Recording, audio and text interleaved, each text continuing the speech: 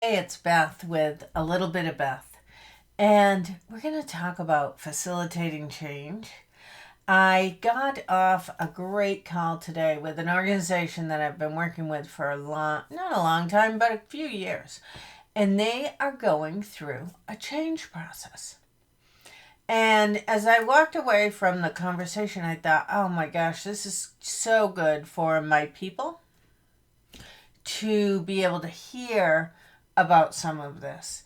One of the reasons they wanted to talk to me, it wasn't really a coaching call, it was a consultation call because they know that I work with dozens and dozens of organizations of all shapes and sizes that are navigating change. And so they wanted to run their plan by me and ask me some questions about it. And the questions really focused around what are we missing? What are we intending to do that you have any information about that might be helpful for us to be thinking about? And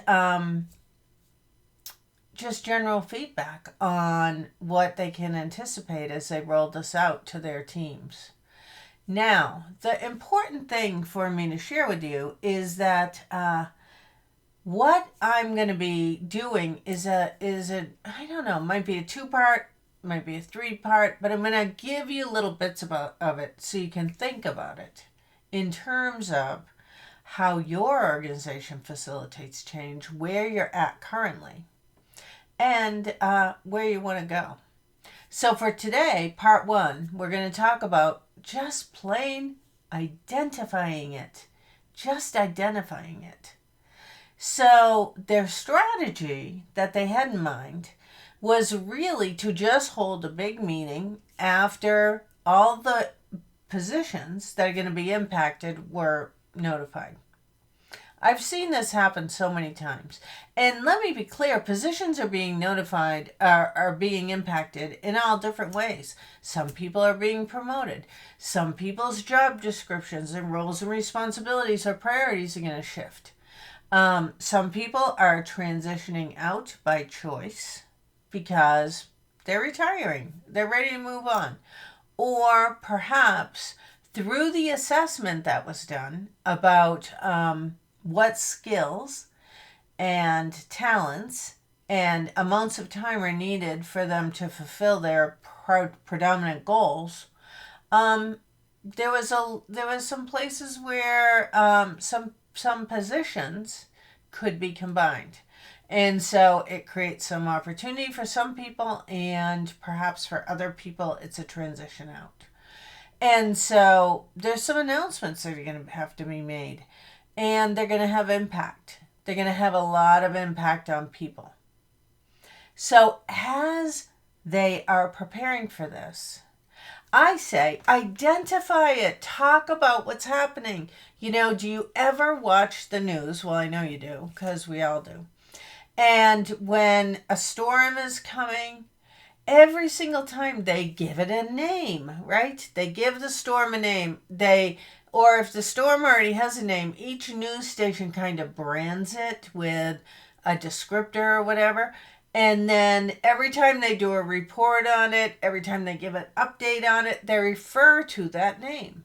Now, with this particular organization, well, two different organizations that I consult with right now, three actually, now that I think about it, they are going from every single one of them, they're going from a place of almost operating like a startup, figuring out who they are, figuring out how best to serve their clients, identifying what work they really want to do that's in their wheelhouse, and what work maybe they're going to let it go. And so, one organization I'm thinking of has been sort of in this entrepreneurial startup for close to 10 years. Another one, 5 years, because they were on a 5-year project to get ramped up. And another one for 17 years, but now there's some changes happening in government and the legislation that means that they have to start sort of shifting how they do business. And so instead of just saying, oh, let's just kind of pretend this isn't happening, or let's assume people are going to respond really well, or whatever the case may be. Maybe people won't even notice. I'm saying give it a name and talk about it in terms of that name. We are going from the ramp up phase to sustainability and innovation. That's what two different organizations are calling it. And be really clear and communicate that to people. And so there's going to have to be some things that we're going to have to shift and we're going to have to be doing differently. And we're going to be talking about that in a series of meetings. We're going to be communicating about it. We're going to be getting input around it. And so for today, I just want to talk about when you're going through change, big change, significant change, name it. Label it, brand it, talk about it, be totally clear about it. Don't try and pretend that it isn't happening and it isn't going to impact people. Because when you do that, the only thing you're doing is creating confusion, chaos, getting the rumor mill going, and really making people feel insecure about what's happening.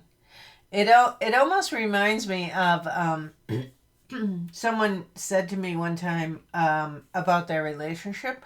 Like, I knew things were shifting and I knew things were changing, and the other person just kept denying it, which made me begin to wonder, am I crazy? So if you don't want your employees walking around wondering, am I crazy because it feels like change is happening? It feels like things are going on, but you keep telling me, don't worry about it. It's all part of the process. Nothing to worry about, nothing to see here. So don't do that. Don't do it. Step into it, embrace it, name it. And now, in the next bit of Beth, we're going to talk about part 2 of that. I look forward to connecting with you. Again, this is Beth Wanson, speaker, author, leadership consultant and coach, and founder of Navigating Challenging Dialogue. Look forward to connecting with you soon.